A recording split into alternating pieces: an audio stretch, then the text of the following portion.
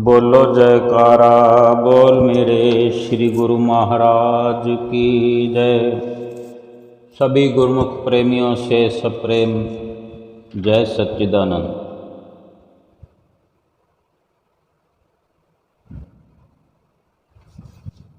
ऐसा व्यवहार है दुनिया का, नहीं देती साथ किसी का कभी। फंसा चकाचौंध में जो इसकी, बर्बाद हुई जिंदगी उसकी। विश्वास जो करते हैं इस पर और इससे प्यार बढ़ाते हैं, वो 84 के चक्कर में फंस सदा दुख पाते हैं।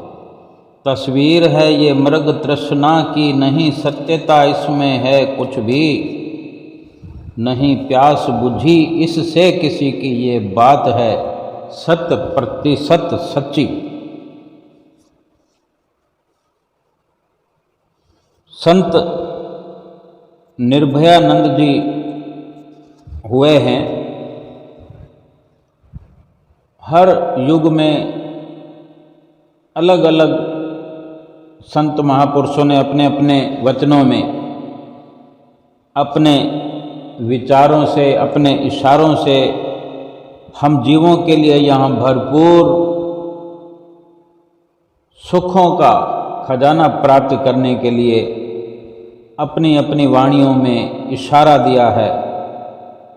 फरमाते हैं कि तेर मेर को गैर देर क्यों करत है, तेर मेर को गैर देर क्यों करत है, हानि लाभ को देख वृथा क्यों जरत है। आत्म तत्व विचार क्यों दुख नहीं हरत है, दुर्लभ नर्तन पाए नहीं क्यों तरत है। 3 सावधानियां बरतने के लिए उपदेश करते हैं कि पहला तो ये कि ए जीव, ए इंसान, अपने जीवन में तू मेरे तेरेपन को छोड़ने में देर क्यों कर रहा है, क्यों समय नष्ट कर रहा है। संसार के झूठे नफे नुकसान को देखकर, जीवन में कभी नफा है नुकसान है, स्थितियाँ परिस्थितियाँ बदलती रहती हैं। जो काम इंसान करता है कभी नफा होता है कभी नुकसान होता है, चलता रहता है। इस बात को समझने में जितनी भी हम देर करेंगे, हमारा एक बहुत बड़ा नुकसान होता चला जाएगा। संसार के जो नफे नुकसान हैं उनके साथ में एक वास्तविकता का नुकसान लगातार होता रहता है और हम समझ नहीं पाते। संसार के जितने भी नफे नुकसान हैं ये तो होने ही वाले हैं, इनको तो कोई भी इन नफे नुकसानों को रोक नहीं सकता। संसार का जो सांसारिक लाभ है वो भी एक तरह का नुकसान ही है, क्योंकि वो मिट जाने वाला, आज नहीं तो कल मिटेगा, वो नहीं मिटेगा तो हम मिट जाएंगे। इस बात को समझने में हम देर लगा रहे हैं।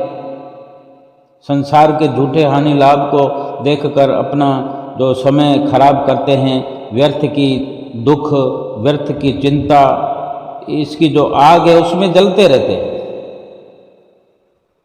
आत्म तत्व विचार क्यों दुख नहीं हरत है, दुर्लभ नर्तन पाए नहीं क्यों तरत है।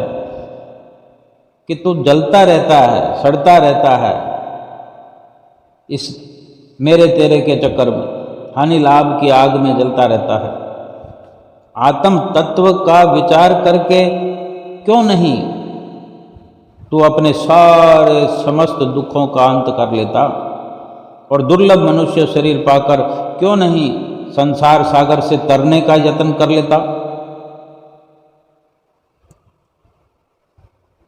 संतों ने अपनी वाणी में मनुष्य का ध्यान जो है 3 बातों में 4 बातों की ओर दिलाया है। 4 बातें हम समझते हैं।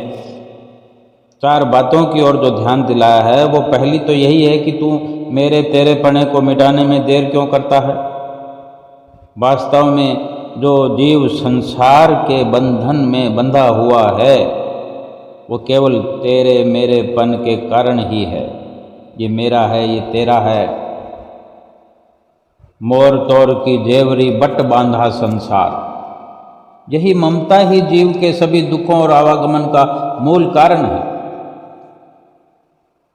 ये मेरा मकान है, ये दूसरे का है, ये मेरी हद है, ये तेरी हद है, ये मेरा हिस्सा है, ये तेरा हिस्सा है, ये मेरा परिवार है, ये दूसरे का परिवार है, ये मेरा शरीर है, ये दूसरे का है, आदि आदि इस प्रकार के जो विचार है, ये सब बंधन का हेतु है, बंधन का कारण है। वास्तविक नज़र से देखा जाए तो जीव का यहाँ अपना क्या है? कुछ है क्या अपना? सब जानते हैं हम, फिर भी सब समझते हैं, ना धन हमारा है, ना शरीर हमारा है, ना मकान हमारा है, ना कुटुंब परिवार हमारा है। हमने तो व्यर्थ ही मोह ममता की बेड़ियां अपने पैरों में डाल ली है। जब तक ये बेड़ियां नहीं हम तोड़ेंगे, तब तक सुख शांति को कैसे प्राप्त कर सकेंगे, और ना ही जन्म मरण के चक्कर से छुटकारा पा सकेंगे। और दूसरी बात जो ध्यान दिलाई संतों महापुरुषों ने, वो ये है कि संसार के हानि लाभ की ओर लगातार जो हम ध्यान देते रहते हैं, दुखी और परेशान होते रहते हैं, क्यों नहीं सच्चे नफे नुकसान की ओर हमारा ध्यान जाता। और सच्चा नुकसान और हानि, वास्तविक हानि और लाभ कौन सा है? ये गोस्वामी तुलसीदास जी अपनी वाणी में कथन करते, रामचरितमानस में उत्तरकांड में उनके वचनों से हम समझ सकते हैं। फरमाते हैं कि लाभ की कछु हरि भक्ति समाना, जेहि गावहीं श्रुति संत पुराना। हानि की जग एहि सम किछ भाई, भजिए न राम ही नर तन पाई। जिसकी महिमा वेद संत और पुराण गाते हैं, उस प्रभु भक्ति के समान कोई दूसरा लाभ है ही नहीं। इस नज़रिए से हम क्यों नहीं अपना जीवन जीते कि अगर हमने भक्ति भगवान की करने में अपना चित्त लगाया, समय लगाया, श्वास लगाए, तो बहुत बड़ा लाभ तो हमें मिल रहा है। और कोई दूसरा लाभ लेकर हमें क्या करना है? जीवन को चलाना है, शरीर को चलाना है। शरीर के लिए कोई हीरे मोती इकट्ठे करने की ज़रूरत थोड़ी है। अगर भक्ति के हीरे मोती अगर हम इकट्ठे कर रहे हैं, इससे बड़ा लाभ क्या है? ये तो जीवन में रहते हुए इसका आनंद प्राप्त करने का सुअवसर हर पल मिलता रहेगा। और ये भक्ति के हीरे मोती इस लोक से जाते वक्त भी हम साथ लेकर जाएंगे। इससे बड़ा लाभ क्या हो सकता है? इससे लाभ कोई और बड़ा हो नहीं सकता। कितने प्यार से संत तुलसीदास जी कथन कर रहे हैं कि ए भाई, संसार में क्या इसके समान दूसरी भी कोई हानि है? हानि के बारे में समझा रहे हैं कि क्या इसके समान कोई और हानि या नुकसान हो सकता है कि तुमने मनुष्य का शरीर पाकर भी प्रभु का भजन नहीं किया? प्रभु का भजन नहीं किया जाए इस जीवन में, तो इसके बराबर कोई नुकसान और हो सकता है क्या? इससे बड़ा कोई नुकसान नहीं। यानी हम सदा वास्तविक लाभ हानि की ओर ध्यान देते रहें। वास्तविक लाभ और हानि हमें समझा दिया कि भगवान के नाम का सुमरण करना, हर पल भगवान से जुड़े रहना, भगवान की भजन भक्ति करना, ये बहुत बड़ा लाभ है। और भजन नहीं किया तो बहुत बड़ी हानि, जिसकी कभी पूर्ति नहीं हो सकती। अगर भजन नहीं किया, सुमरण नहीं किया और ये मनुष्य जीवन समाप्त हो गया, तो इससे बड़ा कोई नुकसान नहीं। भक्ति परमार्थ कर लिया तो इससे बड़ा कोई लाभ नहीं।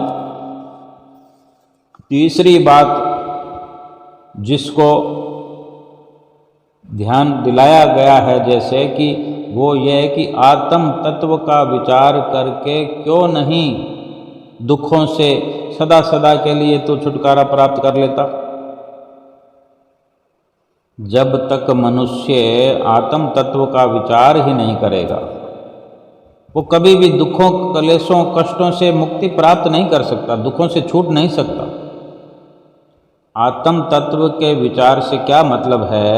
यही कि हम इस बात को जानें कि मैं वास्तव में आत्मा हूँ, मेरी शक्ति आत्मा से है, मेरी पहचान आत्मा से है, मेरी सत्यता आत्मा से है, शरीर से नहीं, और ना ही शरीर के संबंधों से, शरीर के हानि लाभ से भी नहीं, शरीर के सुख दुख से मेरा वास्तविक कोई संबंध नहीं। जब हम खुद को, अपने आत्मा को जोड़कर महसूस करेंगे कि हम खुद जो हैं आत्मा हैं, अपने आप को आत्मा समझने लगेंगे, तो फिर स्वाभाविक ही ये आत्मिक लाभ, आत्मिक सफलता, आत्मिक सुख, आत्मिक आनंद और आत्मिक उन्नति की ओर हमारा ध्यान अग्रसर होता चला जाएगा। और एक दिन अपनी आत्मा को हम अपने अंशी परमात्मा से मिलाकर सदा सदा के लिए दुखों से छुटकारा प्राप्त कर लेंगे। इसी जन्म में जीते हुए, इसी जीवन में जीते जी दुखों से छुटकारा प्राप्त कर लेंगे, मुक्त हो जाएंगे। चौथी बात जो संतों ने याद दिलाई, चौथी बात जो बताई, वो है कि ऐसा दुर्लभ मनुष्य शरीर प्राप्त करके भी, ऐसा गनीमत जो अवसर मिला है इंसान को, हमें जो ये सुंदर मनुष्य शरीर मिला हुआ है, सारी कायनात में 84 लाख योनियों से ऊपर ये मनुष्य शरीर है, इसको प्राप्त करके भी संसार सागर से पार होने का हम यत्न नहीं करते। क्यों नहीं करते? हमसे एक तरह से सवाल पूछा जा रहा है कि भवसागर से पार होने के लिए ही तो मनुष्य शरीर मिलता है, संसार सागर से पार होने के लिए ही तो शरीर मिला है, हमने मांगा भी है, प्रभु ने दिया भी है, तो फिर ये मनुष्य शरीर पाकर भी, मनुष्य जीवन पाकर भी भवसागर से पार होने का यत्न क्यों नहीं करता? क्या जवाब हम दे सकते हैं? क्या जवाब है हमारा कि ऐसा क्या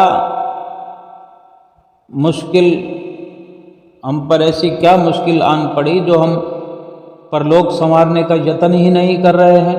कितनी कितनी उम्र हो गई है। हम अपने आप स्वयं से पूछें, अपने सामने ये सवाल रखें, ये चिंता का विषय है या नहीं, ये हम खुद भली भांति सोच विचार करें। संतों महापुरुषों के नज़रिए में तो ये बहुत बड़ी चिंता का विषय है कि अगर ये कार्य नहीं किया तो इससे बड़ा कोई नुकसान नहीं है। लेकिन हमें ये कब समझ आएगी कि वास्तव में अगर परलोक संवारने का, आत्मा के उद्धार का, आत्मा के कल्याण का, भवसागर से पार उतरने का जो हम यत्न नहीं कर रहे हैं, किसकी इंतजार में बैठे हैं? क्या सोच रहे हैं?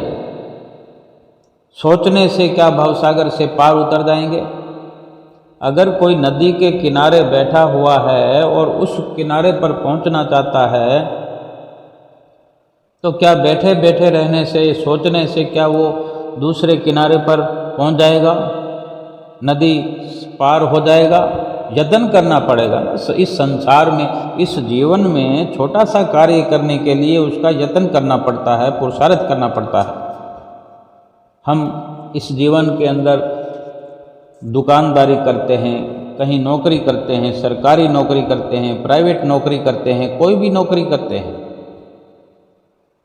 यत्न तो करना पड़ता है ना। घर से जाना पड़ेगा, निकलना पड़ेगा, जो भी साधन है वो अपनाना पड़ेगा। हम बाइक पर जाना चाहते हैं, कार में जाना चाहते हैं, पैदल जाना चाहते हैं, जैसे भी जाना चाहें, लेकिन वहाँ गंतव्य पर पहुँचना पड़ेगा। वहाँ पहुँचने के लिए यत्न करना पड़ेगा। वहाँ पहुँचने से पहले रवाना होने की शुरुआत करनी पड़ेगी, घर से निकलना पड़ेगा। जो भी साधन, जैसा भी साधन। और पैदल जाना है तो पैदल कितनी देर में पहुंचा जाएगा, इस हिसाब से घर से निकलना पड़ेगा, इस हिसाब से तैयारी करनी पड़ेगी। रास्ते में क्या क्या चाहिए वो सब, वहाँ पर ऑफिस में क्या चाहिए, खाना लेकर जाना है, घर से खा के जाना है, सब कुछ तय करना पड़ेगा। यही यत्न होते हैं। बाइक पर जाना है तो बाइक पर जाने के लिए उस प्रकार से समय की चॉइस रख कर के इतने बजे निकलने पर हम पहुंच सकते हैं। बीच में थोड़ी गुंजाइश भी रखनी पड़ेगी कि कहीं जाम लगा है, ट्रैफिक है, कुछ भी है। और मकसद हमारा यही है कि हमने भली भांति अपने कार्य को अंजाम देना है, अपने मंजिल पर, अपने गंतव्य तक पहुंचना है, जो कि हमने यत्न करते हुए सफलता प्राप्त करनी है। चाहे कोई दुकान हो, चाहे हमारे घर में ही कोई हम काम करते हों, किसी भी प्रकार का काम हो, काम छोटा हो बड़ा हो, यत्न पुरुषार्थ तो करना ही पड़ेगा। अपने आप कुछ भी नहीं हो जाएगा। जब छोटे छोटे कार्यों के अंदर पूरी मेहनत, लगन, यत्न से करने की ज़रूरत है। कोई कलम का कार्य है, कंप्यूटर का कार्य है, हाथ की कोई कारीगरी का काम हम करते हैं, उसमें हर प्रकार से हर पल, हर मिनट अपने आप को सतर्क रखते हुए कार्य करना पड़ेगा, अन्यथा कार्य गलत हो सकता है।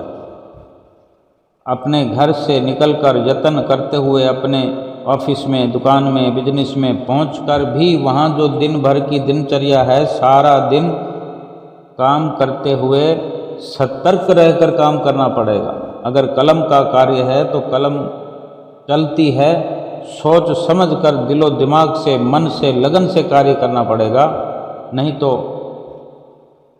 चेक करने पर, जांच करने पर अगर कुछ गलत सलत पाया गया तो मालिक की डांट फटकार और जो भी हर्जाना होगा उसके हम सब खुद होंगे जिम्मेदार।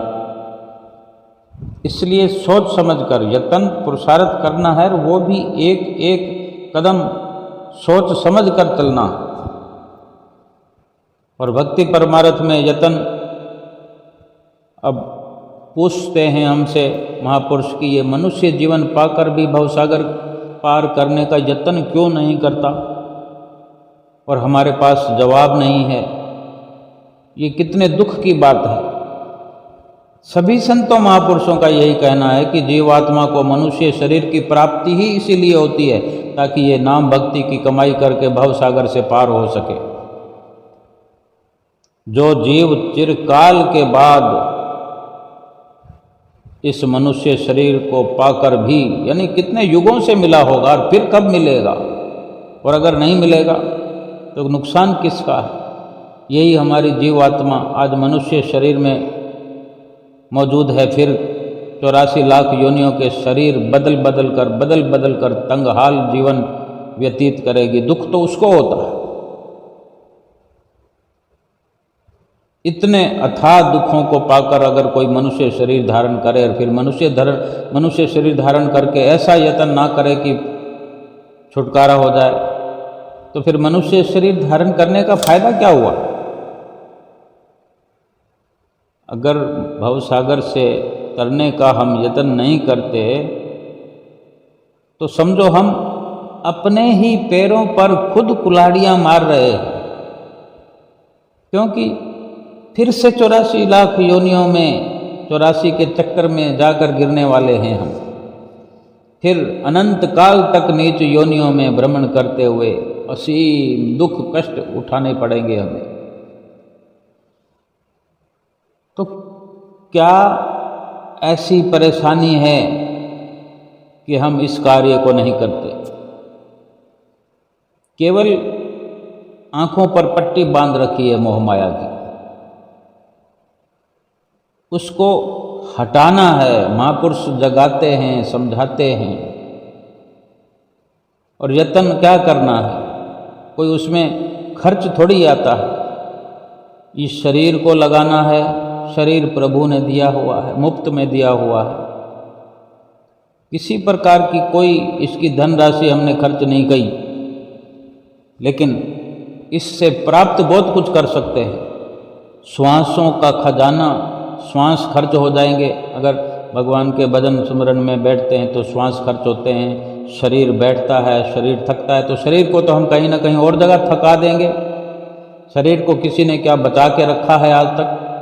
जो भगवान का भजन नहीं करते, अगर हम भगवान का भजन नहीं करते तो क्या शरीर हमारा हट्टा कट्टा हो रहा है?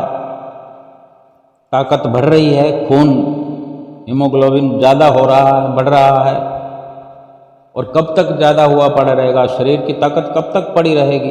वो तो एक ना एक दिन नष्ट भ्रष्ट हो जाएगी। और भजन अभ्यास में अगर समय लगा देंगे, भगवान का नाम जपने में समय लगाएंगे, तो कौन सी कमजोरी आ जाएगी? क्या परेशानी हो जाएगी? क्या श्वास घट जाएंगे? श्वास तो घट ही रहे हैं। भगवान का भजन नहीं करेंगे तो भी तो श्वास तो खर्च हो रहे हैं, माने घट रहे हैं। जो कल तक हमारी अवस्था थी वो आज थोड़ी ना है, और जो आज है क्या वो कल रहेगी?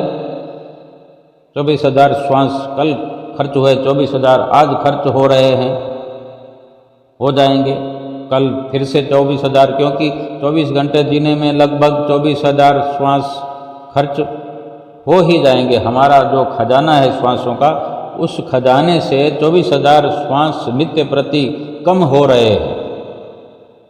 24,000 श्वास कह लो, या एक दिन कम हो गया।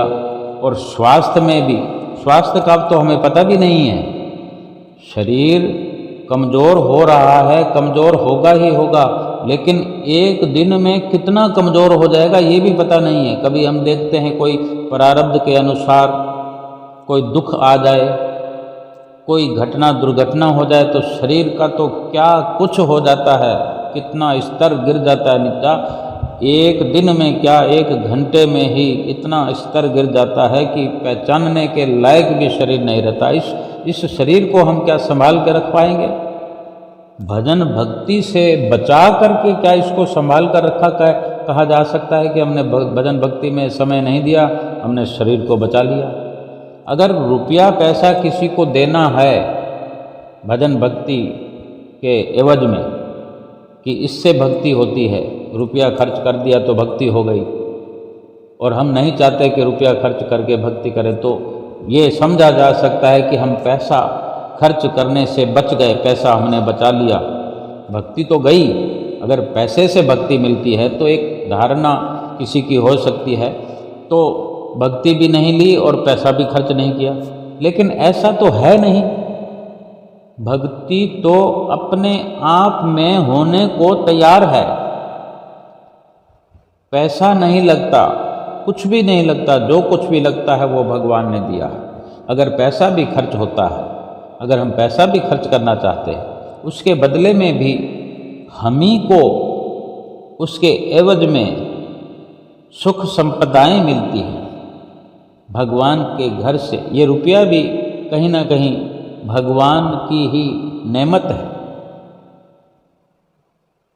वो भी अगर खर्च करते हैं तो कहीं ना कहीं उस पैसे का सदुपयोग होता है, उससे परोपकार होता है।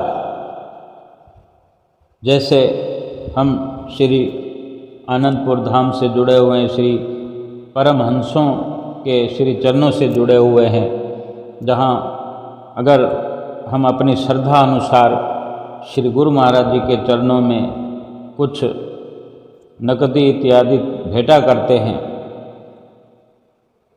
तो हम ये देख भी सकते हैं कि वहाँ का नज़ारा क्या है।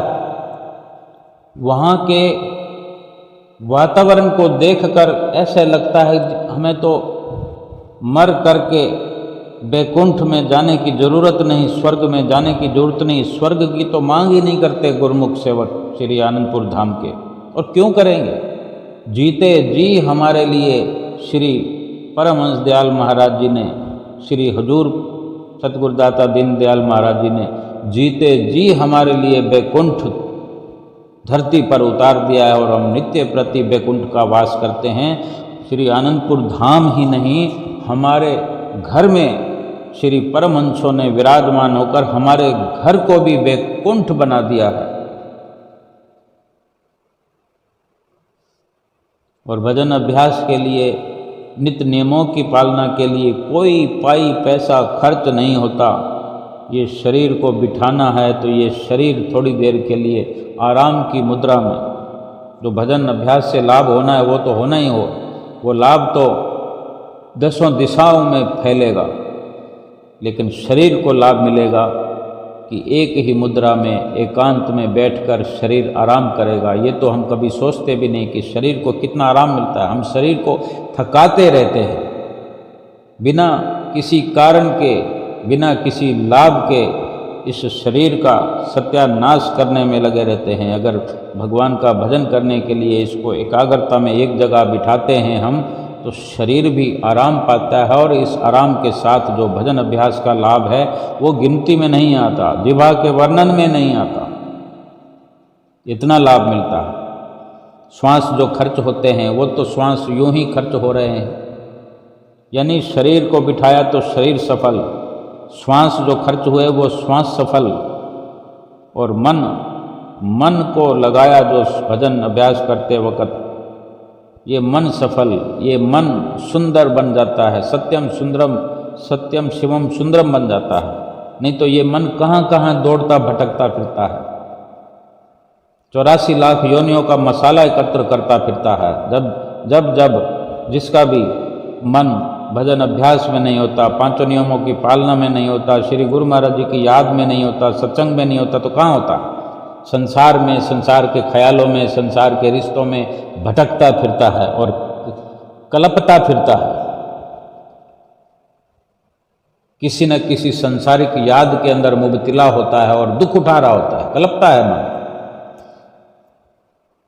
तो क्यों ना शरीर भी लगाते हैं, श्वास भी लगाते हैं, मन भी लगाते हैं, और भजन अभ्यास की सफलता से ही तो लोक परलोक का तोषा बनता है, लोक परलोक संवरता है। भवसागर से पार होने का यत्न तो यही है। 5 नियमों की जो पालना करते हैं, श्री आरती पूजा पहला नियम, श्री आरती पूजा करते वक्त श्री परमहंसों का ध्यान अपने चित्त में, जो शब्द उच्चारण करते हैं मुख से, जिह्वा से, उन शब्दों पर वैराग धारण करते हुए, उनका मनन करते हुए, अपने चित्त को पावन करते हुए श्री आरती का गायन करना है, विनती का गायन करना है, स्तोत्र का गायन करना है, स्तुति का गायन करना है, छंद बोलने हैं, गुरु महिमा बोलनी है, अमृत वेला बोलना है। 2 समय की श्री आरती पूजा करने में सेवा का समय हमें निकालना पड़ेगा। जब तक दरबार में नहीं पहुंचते, घर में है, तो सेवा तो श्री गुरु महाराज जी की अपने घर में की जा सकती है, आश्रम पर जाकर की जा सकती है। किसी गुरुमुख को जगाने में सेवा का लाभ उठाया जा सकता है। किसी गुरुमुख को आगाह करने में पहले स्वयं बने फिर किसी और को बनाएं, ये परोपकार है। दर्शन अपने घर में बैठकर करें, अपने अंदर गोता लगा के करें, दरबार में जाकर करें, आश्रम में कुटिया में जाकर करें, आप करें, किसी और को कराएं। यही तो नित्य नियम है। ये 5 नियमों की पालना करें। केवल अपने पैरों पर कुल्हाड़ी मारने का कार्य नहीं करना है हमें। बहुत हो गया, अब तक जो हो गया सो हो गया, लेकिन आज भी अगर इसी वक्त भी हम जाग जाएं तो कुल्हाड़ी मारने वाला काम छोड़कर नीच योनियों में जाने कब से भ्रमण करते हुए हम बहुत दुख उठाते हुए आए हैं, फिर वही दुख उठाने पड़ेंगे। ये जो मनुष्य शरीर के रूप में जो हमें दुर्लभ और सोने जैसा स्वर्णिम अवसर प्राप्त हुआ है, हमें तो चाहिए कि इस शुभ अवसर से पूरा लाभ उठाएं, पूरा आनंद प्राप्त करें। अगर संतों महापुरुषों के इस प्रकार के उपदेशों को मानकर हम उन पर अमल करेंगे, उनका अनुसरण करेंगे, आज्ञा में रहेंगे, 5 नियमों की पालना करेंगे, 2 घंटे भजन अभ्यास करेंगे, 2 घंटे नित्य प्रति हमें फरमाते हैं, ये अलग बात है, कोई ज़्यादा करना चाहता है तो उसके लिए मना थोड़ी है, लेकिन आज्ञा के दायरे में रह कर के अगर हम